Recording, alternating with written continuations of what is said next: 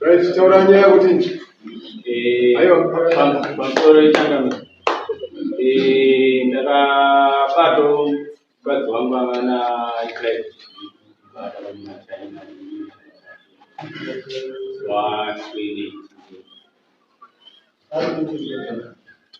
Mukadzi wacho akatakura mabhegi ake akaenda nemukomana. Para kuda kutabira zimaiziza kuti kara chokwadi Kama ukatiza mukadzi wangu. pamusoro chitano ndokumbira nezvozviitama zvichiwa mukadzi wawanika mumapanga asi inoizeka zvaitika vakomana vanondovanisa mukana wekuti taure kuti izvi zvaitika mukadzi aitana mishe mwaaivaigara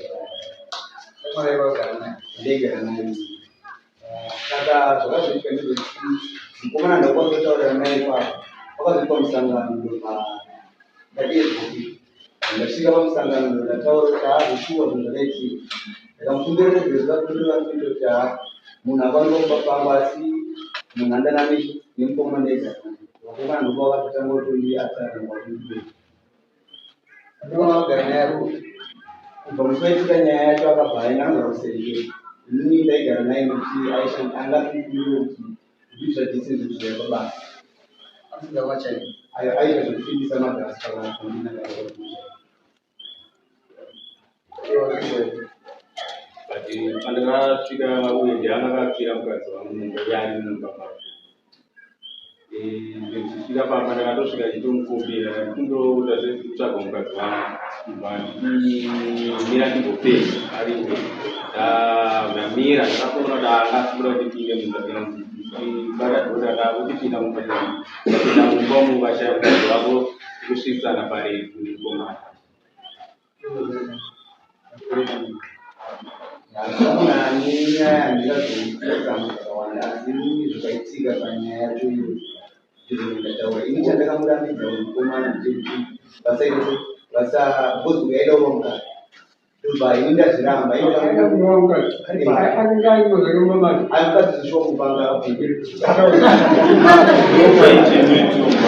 zvakaitika inini shamwari yakudeka inini ndandipaaaimbana kana wazokuwa changwana chakuraya vakakona unotsvaka shamwari yako ikadzika muise mombe dzakaini uskomba uchikomba ndakona mukomana waigara naye anotsikinga musotoiroera kuno tingawaitendiwa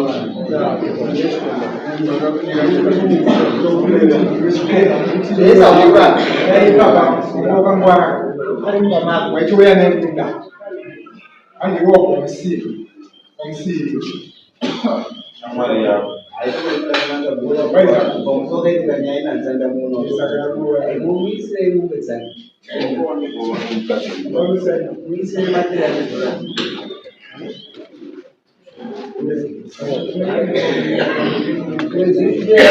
zvavetumba navo kudisaina unoda mombe mbiri 600 ngayachipera kutanenge 600 toichema ndaida kutougara kuti ndikwanise kuuya naye ndakupa mwanza 39 But vile mali ya watali. Wewe ndio tunatawa msongamano kwa kulula. Ushaoneka kana wamwana wakutisha matatizo mali ndio acha kufufufu. Mtu yakabale. Ndio mobile ile moja. Nya jojo. Ngombe gani? Mali ndio 600 ndio msiji budget. Tunongochinja sitashi zisara. Kana basa walika zvinhu zvaitiro. Tokura ile. Kwani kwani mkazi muno.